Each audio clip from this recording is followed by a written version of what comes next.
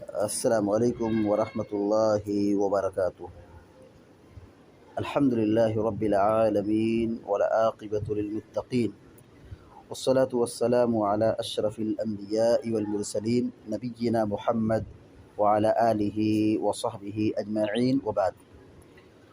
فعن عمر رضی اللہ تعالی عنہ قال قال رسول اللہ صلی اللہ علیہ وسلم ما منكم من أحد يتوضأ فيسبغ الوضوء ثم يقول أشهد أن لا إله إلا الله وحده لا شريك له وأشهد أن محمدا عبده ورسوله إلا فتحت له أبواب الجنة الثمانية، أخرجه مسلم والترمذي وزاد اللهم اجعلني من التوابين واجعلني من المتطهرين۔ بلوغ المرام من ادلۃ الاحکام کی حدیث نمبر 52 ابھی آپ کے سامنے پڑھی گئی ہے۔ حدیث کے راوی مشہور صحابی عمر بن خطاب رضی اللہ تعالی عنہ ہیں۔ عمر بن خطاب رضی اللہ تعالی عنہ نبوت کے 6 برس میں اسلام قبول کیے۔ اللہ کے نبی صلی اللہ علیہ وسلم نے نام لے کر جنت کی بشارت دی ہے۔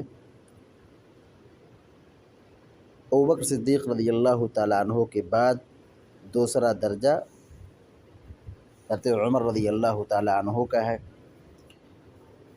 ابوبکر صدیق رضی اللہ تعالیٰ عنہ کی وفات کے بعد خلافت کی ذمہ داری مسلمانوں نے عمر بن خطاب رضی اللہ تعالیٰ عنہ کو عطا کی۔ 10 سال تک آپ نے خلافت کی ذمہ داری نبھائی۔ عمر بن خطاب رضی اللہ تعالی عنہ نبی کریم صلی اللہ علیہ وسلم کے ساتھ تمام جنگوں میں شریک رہے۔ جنگ بدر میں، احد میں، خندق میں، خیبر میں، صرف غزوہ تبوک میں شرکت نہ کر سکے تھے۔ عمر بن خطاب رضی اللہ تعالی عنہ کا بڑا مقام ہے، ان کی بڑی فضیلت ہے۔ پیارے نبی علیہ السلام نے کہا ہے کہ عمر بن خطاب رضی اللہ تعالیٰ عنہ کی زبان پر اللہ تبارک و تعالیٰ نے حق لکھ دیا ہے، یعنی وہ جو کہتے ہیں ان کی رائے اور ان کے مشورے پر اللہ تبارک و تعالیٰ احکام نازل فرماتا ہے۔ عمر بن خطاب رضی اللہ تعالیٰ عنہ کی شخصیت ایسی تھی کہ ان کو دیکھ کر شیطان راستہ بدل دیتا تھا، یعنی جس گلی سے وہ گزرتے تھے شیطان اس راستے کو بدل دیتا تھا۔ عمر بن خطاب رضی اللہ تعالیٰ عنہ 10 سال تک مسلمانوں کی خدمت کیے، خلافت کی ذمہ داری ادا کی۔ اس دور میں بہت سارے ممالک فتح ہوئے۔ عراق فتح ہوا، فارس فتح ہوا، شام اور مصر فتح ہوا۔ عمر بن خطاب رضی اللہ تعالیٰ عنہ نے 539 احادیث کو بیان فرمایا ہے، اور سن 24 ہجری میں ابو لولو فیروز جو مجوسی غلام تھا اس کے ہاتھ آپ مدینہ میں شہید ہوئے، اور آپ کو نبی کریم صلی اللہ علیہ وسلم کے بازو میں دفن کیا گیا۔ عمر بن خطاب رضی اللہ تعالیٰ عنہ حدیث بیان کرتے ہیں، قال قال رسول اللہ صلی اللہ علیہ وسلم کہ اللہ کے رسول صلی اللہ علیہ وسلم نے فرمایا ما منکم من احد یتوضأ فیسبغ الوضوء۔ ما مانے نہیں، منکم مانے تم میں سے، من احد کوئی، من احد کوئی،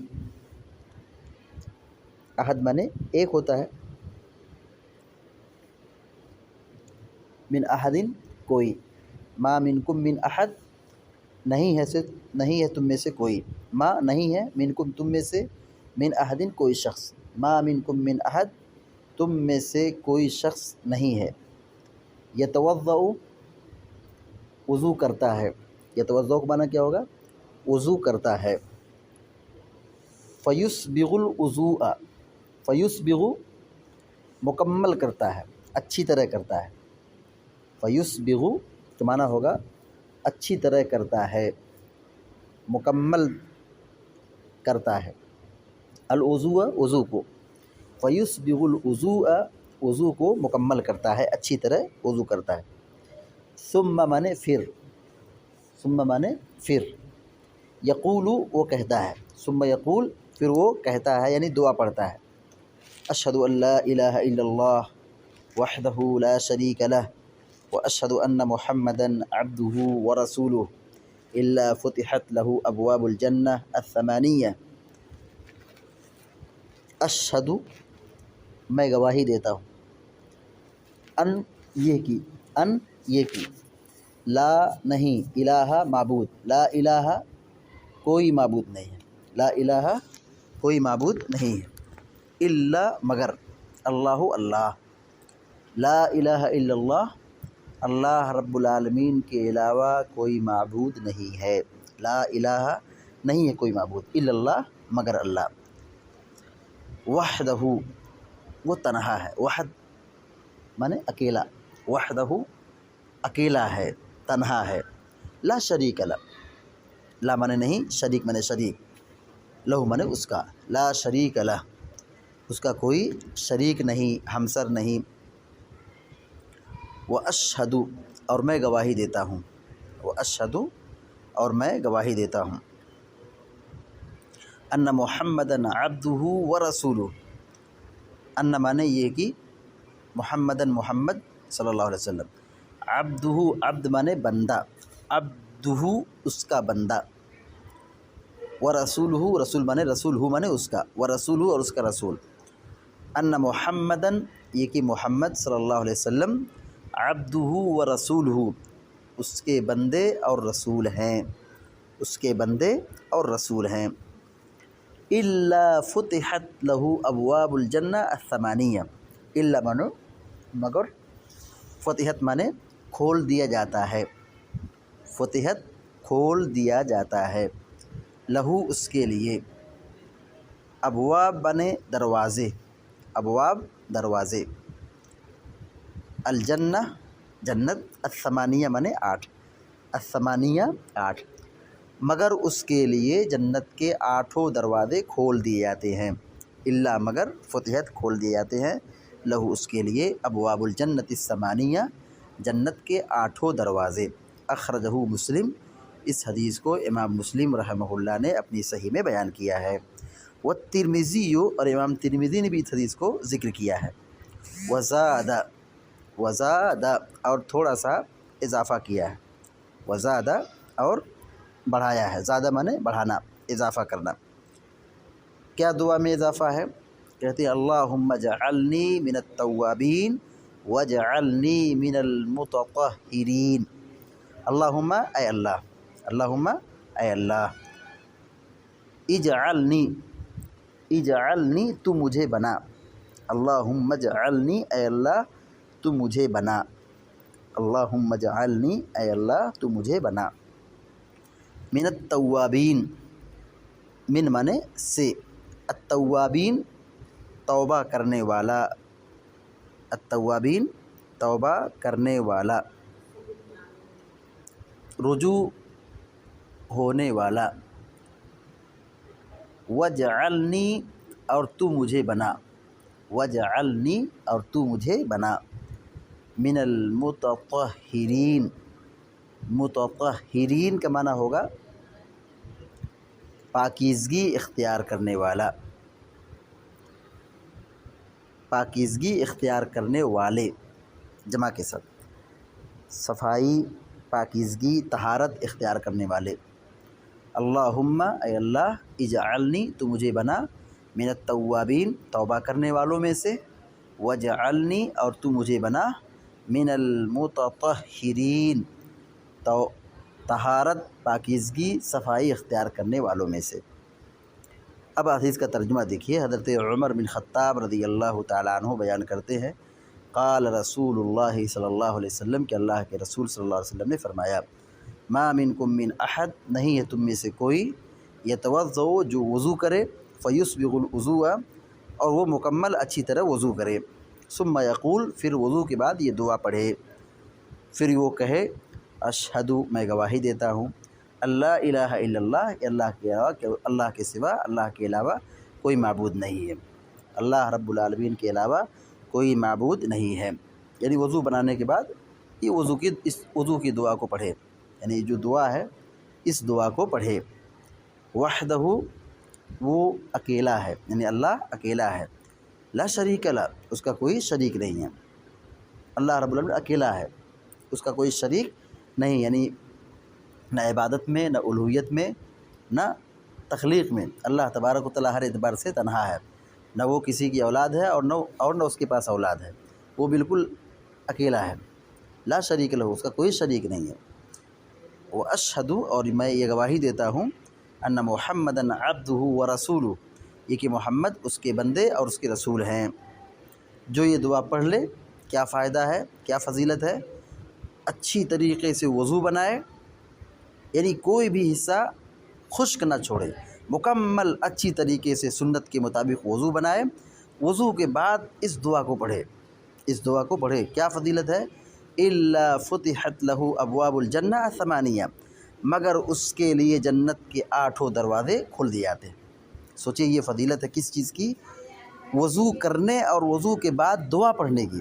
اب سوچئے کہ نماز کا کیا مقام ہوگا، نماز کا کیا مقام ہوگا، نماز کا کیا درجہ ہوگا کہ جب آدمی دعا پڑھ رہا ہے اور وضو بنا رہا ہے، وضو کے بعد یہ دعا پڑھ رہا ہے، تو اس کو یہ فضیلت حاصل ہو رہی ہے، اس کو یہ مقام حاصل ہو رہا ہے کہ اس کے لیے، یعنی جو دعا پڑھ رہا ہے اور وضو بنا رہا ہے، اس کے لیے جنت کے 8 دروازے کھول دیے جاتے ہیں۔ پھر نماز کا کیا مقام ہوگا؟ جب وضو کی یہ فضیلت ہے تو نماز کا مقام اس سے اعلیٰ ہو سکتا ہے، اس سے بڑھ کر کے فضیلت ہو سکتی ہے۔ اخرجہ مسلم، اس حدیث کو امام مسلم رحمہ اللہ نے بیان کیا ہے۔ وزادہ، اور امام مسلم رحمہ اللہ نے تھوڑا سا اضافہ کیا ہے، وزادہ اور بڑھایا ہے، اضافہ کیا ہے، زیادہ کیا ہے۔ اللہم اجعلنی، اے اللہ تو مجھ کو بنا دے، من التوابین، توبہ کرنے والوں میں سے، اے اللہ تو مجھ کو توبہ کرنے والوں میں سے بنا دے، وجعلنی من المتطہرین، اور تو مجھ کو بنا دے، وجعلنی، اور تو مجھ کو بنا دے، من المتطہرین، صفائی، طہارت، پاکیزگی اختیار کرنے والوں میں سے۔ اس دعا کو پڑھنے کی ایک حکمت اور فضیلت یہ ہے کہ جیسے آدمی پانی سے ہاتھ، پاؤں، چہرہ دھلتا ہے تو یہ ظاہری اعتبار سے جو میل کچیل گندگی ہوتی ہے، مٹی اور دھول لگی رہتی ہے، وہ جسم سے پاک ہو جاتی ہے، مطلب ختم ہو جاتی ہے، بہہ جاتی ہے۔ جیسے ہاتھ میں گندگی لگی تھی، گندا تھا، ہاتھ دھل لیے تو ہاتھ صاف ہو گیا، چہرے پہ دھول لگی تھی، چہرہ دھل لی، چہرہ صاف ہو گیا، پیر گندا تھا، دھل لیے پانی سے وضو میں، پیر صاف ہو گیا۔ تو ظاہری اعتبار سے آدمی وضو کرنے سے تو پاک ہو جاتا ہے، صاف ہو جاتا ہے۔ اس دعا کے پڑھنے کا ایک فائدہ یہ ہے کہ ظاہری اعتبار سے بندہ تو پاک ہو گیا ہے، بندہ یہ بھی کہتا ہے کہ اے اللہ تو مجھ کو توبہ کرنے والوں میں سے بنا دے، یعنی اندر کا بھی پاک کر دے۔ ظاہر تو صاف ہو گیا، اللہ تعالیٰ دل کو بھی پاک کر دے، دل کو بھی دھل دے، اندر کو بھی صاف کر دے، سب پاک صاف ہو جائے۔ یعنی جس طریقے سے ظاہر ہمارا صاف ہے، ہاتھ ہے، چہرہ ہے، پیر ہے، سب صاف ہو گیا، اے اللہ تم کو توبہ کرنے والوں میں سے بنا دے، یعنی ہمارا اندر کا بھی معاملہ صحیح ہو جائے، اندر کا دل بھی صاف ہو جائے، وہ بھی پاک ہو جائے، جو گندگی ہے وہ بھی دور ہو جائے۔ یہ دعا کرتا ہے بندہ، اللہ تبارک و تعالیٰ اس کا فائدہ کیا دے گا؟ کل قیامت کے دن ایسے آدمی سے کہا جائے گا کہ 8 دروازے کھول دیے گئے، جس دروازے سے چاہے داخل ہو جائے۔ اس کے لیے جنت کے 8 دروازے کھول دیے گئے، جنت کے 8 دروازے کھول دیے گئے، اب وہ جس دروازے سے چاہے داخل ہو جائے۔ یہ وضو کی فضیلت ہے۔ اس حدیث سے جو باتیں معلوم ہوئی ہیں، نمبر 1، اچھی طریقے سے مکمل طور پر وضو کرنا چاہیے، اچھی طریقے سے مکمل وضو کرنا چاہیے، اچھی طریقے سے مکمل وضو کرنا چاہیے، یعنی کوئی جگہ خشک باقی نہیں رہنا چاہیے۔ دوسری بات یہ معلوم ہوئی، وضو کے بعد دعا پڑھنا چاہیے، اشہد ان لا الہ الا اللہ، اشہد ان محمدًا عبدہ ورسولہ، اللہم اجعلنی من التوابین وجعلنی من المتطہرین، یہ جو دعا ہے اس کو پڑھنا چاہیے۔